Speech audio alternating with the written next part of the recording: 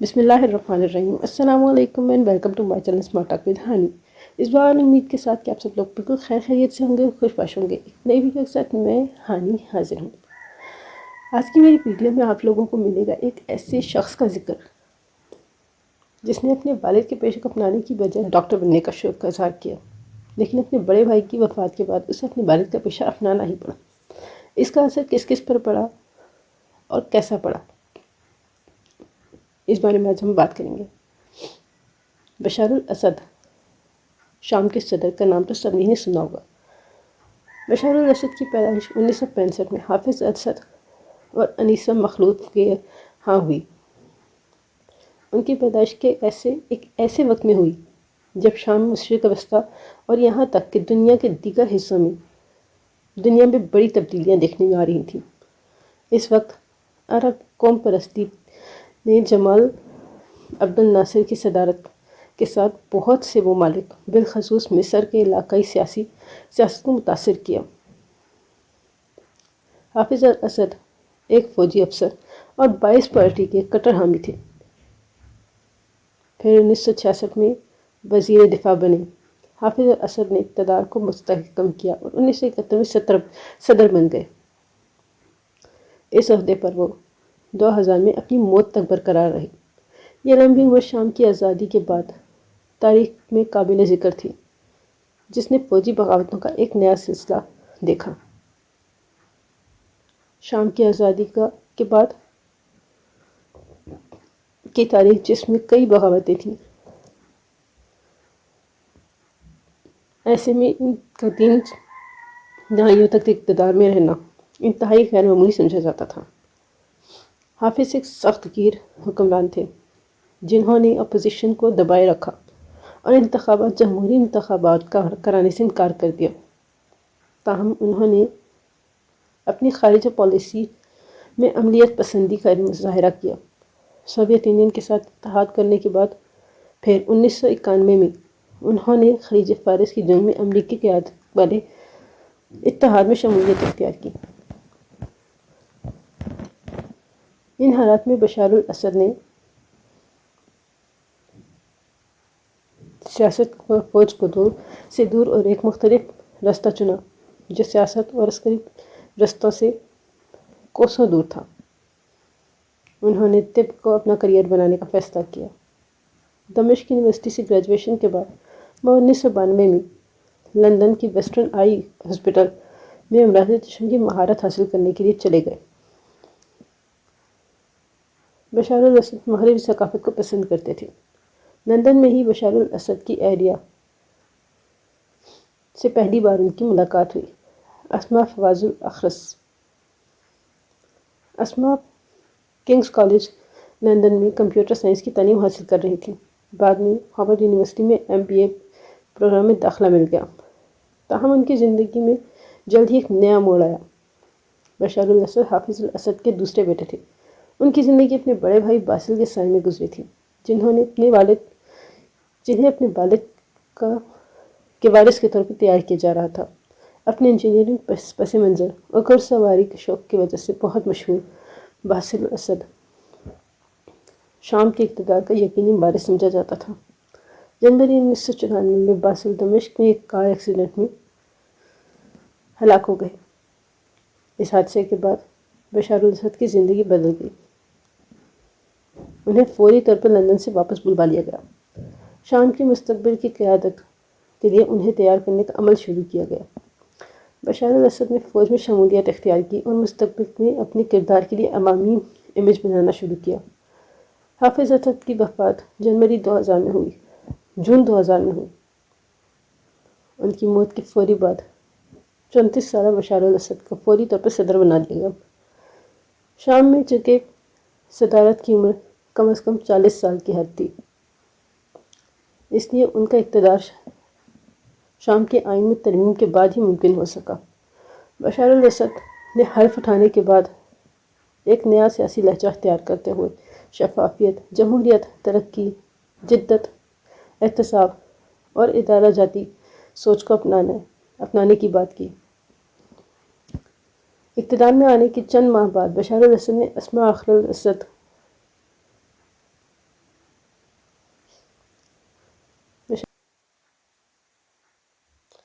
Bashar al Assad نے اسماء الاخرس سے شادی کر لی۔ ان کے 3 بچے جن کے نام حافظ، زین اور کریم ہیں۔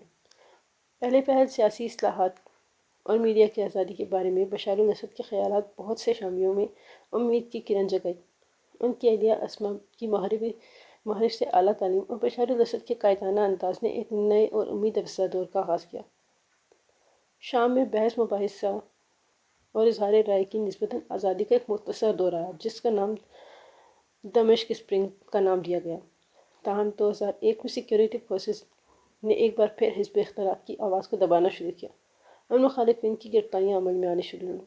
بشار الاسد نے محدود پیمانے پر اقتصادی اصلاحات متعارف کروائیں جنہوں نے نجی شعبے میں کی حوصلہ افزائی کی۔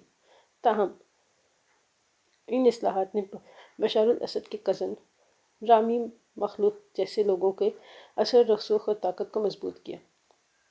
مخلوف ایک بہت بڑی اقتصادی سلطنت بنائی جسے ناقدین بشار الاسد حکومت کی دولت اور طاقت کے استحکام کی ایک مثال کے طور پر دیکھتے تھے۔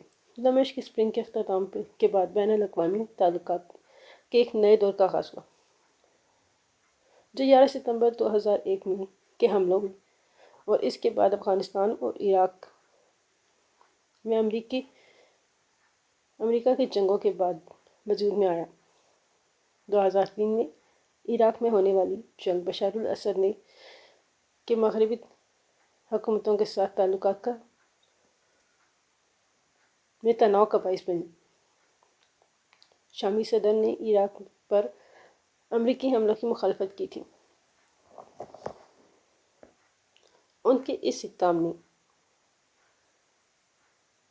اس خیال کو تقویت دی کہ بشار الاسد کو خدشہ ہے کہ امریکی فوج کی کارروائیوں کا اگلا ہدف شام بنے گا اور ان کا اپنا انجام بھی صدام حسین جیسا ہی ہوگا۔ دوسری جانب واشنگٹن نے دمشق پر الزام عائد کیا کہ وہ امریکی قبضے کی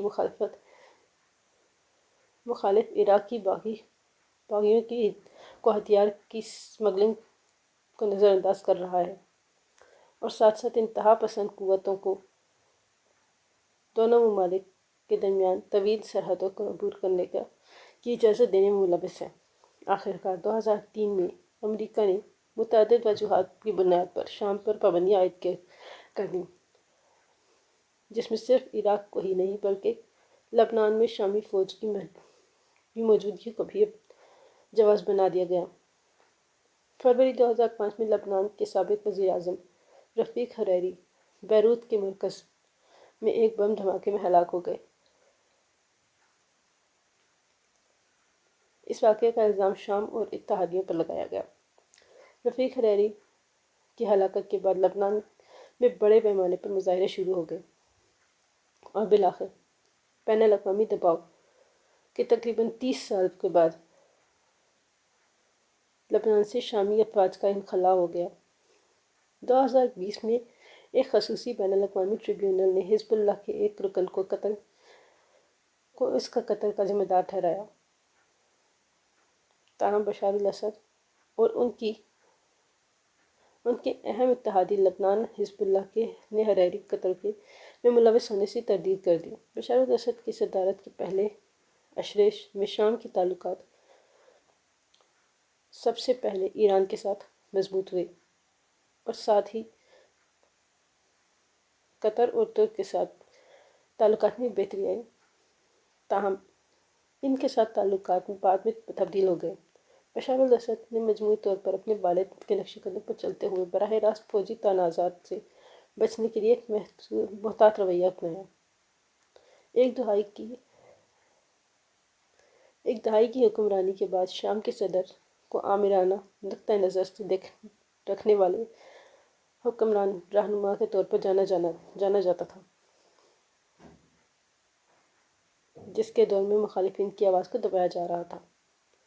دسمبر 2010 میں اسماء الاسد نے ووگ میگزین کو دیے اپنے انٹرویو میں دعویٰ کیا کہ ان کے ملک میں جمہوریت کی حکمرانی ہے۔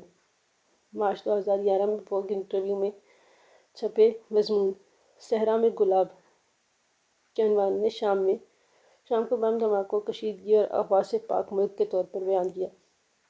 عام شام کی یہ تشبیہ چند مہینوں میں بالکل بدل گئی۔ اس انٹرویو کو بعد میں ہٹا دیا گیا۔ اسی سال مارچ کے وسط میں دمشق میں حمیدیہ مارکیٹ کے ارد گرد مظاہرے شروع ہوئے۔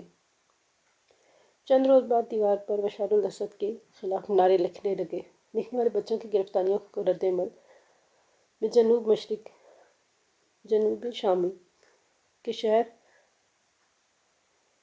درعا میں بڑے پیمانے پر ایک احتجاجی مظاہرہ کیا گیا جو تیزی سے پورے ملک میں پھیلنے لگا۔ 2 ہفتے بعد پارلیمنٹ میں ایک خطاب میں بشار الاسد نے شام کے خلاف اپنی کی جانے والی سازش کو ناکام بنانے کا عزم کیا اور ساتھ ہی تسلیم کیا کہ بہت سے لوگوں کی ضروریات زندگی پوری نہیں ہو پا رہی، لیکن درعا میں مظاہرین پر سیکورٹی فورسز کی فائرنگ احتجاج اور مزید بڑھا دیا اور آخر کار مختلف شہروں میں مظاہرین نے بشار الاسد کے استعفے کا مطالبہ کیا۔ حکومت نے مظاہرین کو تشدد کا نشانہ بنایا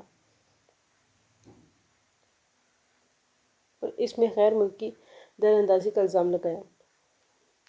چند ہی ماہ میں شام کے پرامن مظاہرے حکومتی فورسز اور اپوزیشن گروپوں کے درمیان مسلح تصادم میں تبدیل ہو گئے۔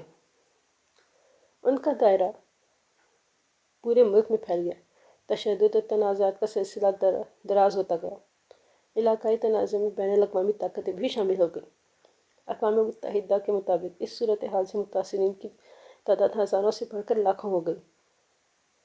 اگرچہ آغاز میں بشار الاسد کے خلاف مظاہرے آزادی کے اور جمہوری نعروں کے اور مذہبی تقسیم کے بغیر شروع ہوئے تھے، لیکن پھر اس میں فرقہ وارانہ عنصر غالب آتا گیا۔ حزب اختلاف کے بعض گروپوں نے حکومت پر الزام لگایا کہ وہ سنی اکثریت کے خلاف اور علویوں کے حق میں امتیازی سلوک کا مظاہرہ کر رہی ہے۔ خطے کے دیگر ممالک کی مداخلت نے فرقہ وارانہ تقسیم کو مزید بڑھایا۔ اسلام پسند گروپوں نے علویوں کے خلاف دشمن کا سا رویہ اختیار کیا اور لبنان کی عسکریت پسند تنظیم حزب اللہ کی قیادت میں ایران کی وفادار شیعہ ملیشیا بشار الاسد کی حکومت کی حمایت میں شام میں منتقل ہو گئیں۔ اس عرصے میں ایران میں ایک انتہا پسند گروپ ابھرا جس نے اسلامی قانون کی بہت سخت تشریح کی۔ اس گروپ کو دنیا نام نہاد دولت اسلامیہ یا داعش کا نام دیتی ہے۔ اس گروپ نے شام کی جنگ کو استعمال کر کے اس کے کئی شہروں کو فتح کر لیا اور رقہ کو اپنا دارالحکومت بنا لیا۔ جنگی جرائم اور کیمیائی ہتھیار اگست 2013 میں دمشق کے قریب حزب اختلاف کے زیر قبضہ علاقہ ہوتا میں کیمیائی حملے میں سینکڑوں افراد ہلاک ہوئے۔ مغربی ممالک اور شامی حکومت کے مخالف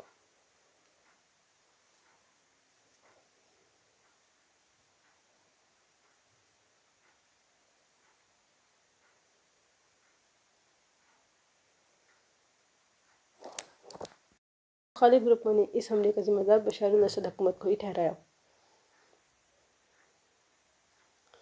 دمشق نے حملے میں ملوث ہونے کی سختی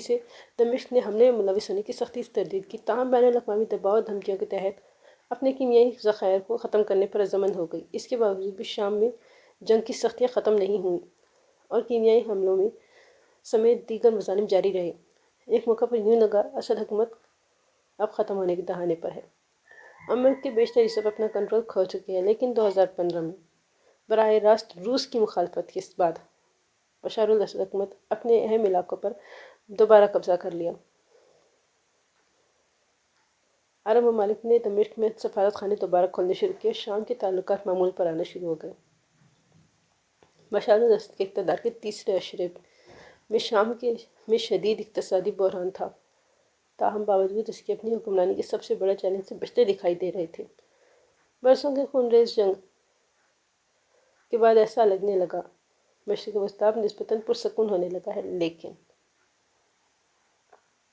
اکتوبر 2023 میں حماس نے اسرائیل کے خلاف اچانک حملہ کیا، جس کے نتیجے میں غزہ کی جنگ شروع ہوئی، جو تیزی سے پھیل کر لبنان تک جا پہنچی، جہاں بشار الاسد کی اتحادی حزب اللہ تھی۔ اس تنازع میں حزب اللہ کو بھاری نقصان ہوا، ان کے کئی رہنما مارے گئے، جن میں حزب اللہ کے رہنما حسن نصر بھی شامل ہیں۔ لیکن لبنان میں جنگ بندی کو قبول کرنے کے بعد دنیا کی توجہ تیزی سے شام کی طرف مبذول ہو گئی۔ اسی دن جب لبنان میں جنگ بندی قائم ہوئی، شام کے حزب اختلاف کے گروپوں نے اسلامی گروپ حیات الشام کی قیادت میں اچانک حملہ کیا اور حلب شہر پر قبضہ کر لیا۔ انہوں نے تیزی سے پیش قدمی کی اور حماس شہر پر بھی قابض ہو گئی۔ پھر دمشق کی طرف پیش قدمی کے لیے حمص میں داخل ہو گئے۔ اب سے کچھ دیر قبل حیات الشام